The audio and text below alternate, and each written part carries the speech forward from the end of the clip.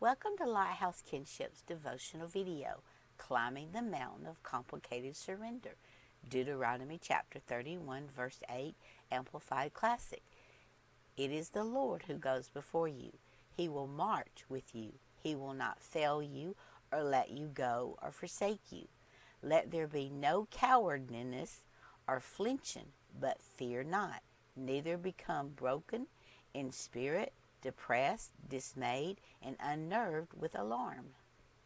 Isaiah 41 verse 10 Amplified. Do not fear anything, for I am with you.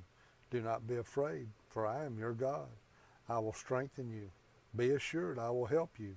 I will certainly take hold of you with my righteous right hand, a hand of justice, of power, of victory, of salvation. Saturday, September 30th, 2023, Monica and I were at Elephant Rocks State Park, Bellevue, Missouri. Has God ever spoken to your heart with a clear path that He is certainly calling you to, but from your perspective, it is a path that is filled with complicated surrender? Complicated, dictionary.com. Difficult to analyze, understand, or explain. Surrender, Merriam-Webster. The action of yielding one's person or giving up the possession of something, especially into the power of another.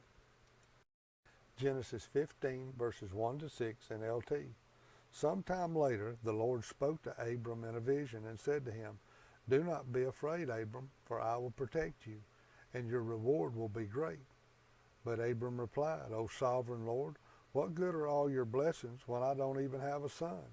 Since you've given me no children, Eliezer of Damascus, a servant in my household, will inherit all my wealth. You have given me no descendants of my own, so one of my servants will be my heir. Then the Lord said to him, No, your servant will not be your heir, for you will have a son of your own who will be your heir. Then the Lord took Abram outside and said to him, Look up into the sky and count the stars if you can. That's how many descendants you will have. And Abram believed the Lord, and the Lord counted him as righteous because of his faith. Genesis 22, verse 1 and 2 NLT. Sometime later, God tested Abraham's faith. Abraham, God called. Yes, he replied, Here I am. Take your son, your only son, yes, Isaac, whom you love so much, and go to the land of Moriah. Go and sacrifice him as a burnt offering on one of the mountains which I will show you. Chapter 15, God restates what He declared to Abraham in chapter 12. So is there a contradiction between Genesis chapter 12 and Genesis chapter 22? In Genesis chapter 12 and 15, God clearly told Abraham that he would have his own son, and he would be Abraham's heir. Now in Genesis chapter 22, God is calling for Abraham to sacrifice his only son, Isaac. Has God of heaven and earth given you a promise and fulfilled the promise, but then He put a complicated surrender within that promise? Proverbs 3, verses 5 and 6 NLT. Trust in the Lord with all your heart. Do not depend on your own understanding. Seek His will in all you do, and He will show you which path to take. 24 years ago, two very specific individuals entered Bobby and my life, not by our actions, but by rebellious circumstances of another. God was extremely specific about these two individuals, and we did our best to surrender to this complicated situation to God's protective hands. 9 years into this complicated situation, other individuals entered into our lives, causing confusion, harm, and extreme grief. Between Genesis chapter 12 and chapter 22, changing circumstances brought three defining moments into Abraham and Sarah's life. Genesis 12, verses 10 to 13 NLT. At that time a severe famine struck the land of Canaan, forcing Abram to go down to Egypt, where he lived as a foreigner. As he was approaching the border of Egypt, Abram said to his wife Sarai, Look, you are a very beautiful woman.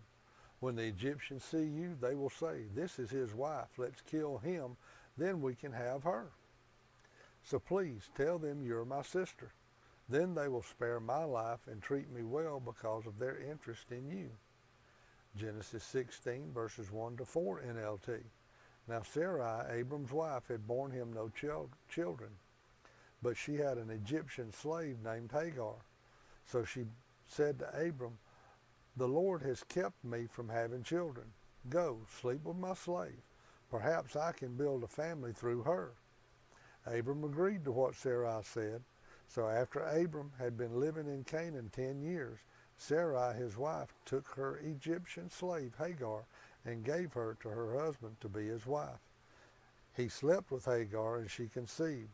When she knew she was pregnant, she began to despise her mistress. What a tangled mess our lives become when they are lies, deceitfulness, unbelief, taking situations out of God's hands and arranging these circumstances for our own desires and times. I believe Abraham and Sarah learned valuable insight from Genesis chapter 12 to chapter 22. Genesis 22, verses 3 and 6 to 13 NLT. The next morning Abraham got up early. He saddled his donkey and took 2 of his servants with him, along with his son Isaac. Then he chopped wood for a fire for a burnt offering and set out for the place God had told him about. So Abraham placed the wood for the burnt offering on Isaac's shoulders, while he himself carried the fire and the knife.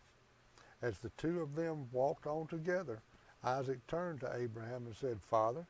Yes, my son, Abraham replied. We have the fire and the wood, the boy said, but where is the sheep for the burnt offering? God will provide a sheep for the burnt offering, my son, Abraham answered, and they both walked on together. When they arrived at the place where God had told him to go, Abraham built an altar and arranged the wood on it. Then he tied his son Isaac and laid him on the altar on top of the wood. And Abraham picked up the knife to kill his son as a sacrifice. At that moment the angel of the Lord called to him from heaven, Abraham, Abraham. Yes, Abraham replied, here I am. Don't lay a hand on the boy, the angel said. Do not hurt him in any way, for now I know that you truly fear God. You have not withheld from me even your son, your only son. Then Abraham looked up and saw a ram caught by its horns in a thicket. So he took the ram and sacrificed it as a burnt offering in place of his son. This concludes our devotional video of Lighthouse Kinship, Climbing the Mountain of Complicated Surrender. Have you, like Abraham, climbed the mountain of complicated surrender? Do you, like Abraham, have perfect faith? Are your words and actions in alignment with God's divine word, no matter what God is calling you to? James chapter 2, verses 21 and 24, Amplified.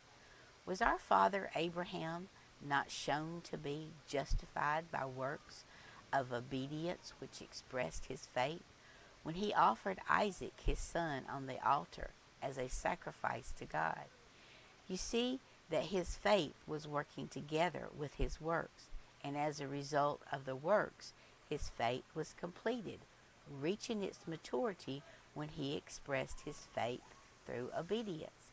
And the scripture was fulfilled which says, Abraham believed God, and this faith was credited to him by God as righteousness and as conformity to his will. And he was called the friend of God. You see that a man, believer, is justified by works and not by faith alone. That is, by acts of obedience, a born-again believer reveals his faith. Monica and I thank you for traveling along with us here at Johnson's Shut-Ins State Park, East Fork Black River, Middlebrook, Missouri.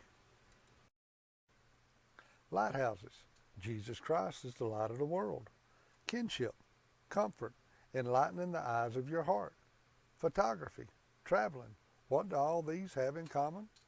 Monica and I excitedly invite all to journey with us, not only through YouTube, but by personal appearance as we share the challenges, blessings, and adversities through the lens of the camera and God's divine word. Please contact us by email for Monica and I to share our experiences in person.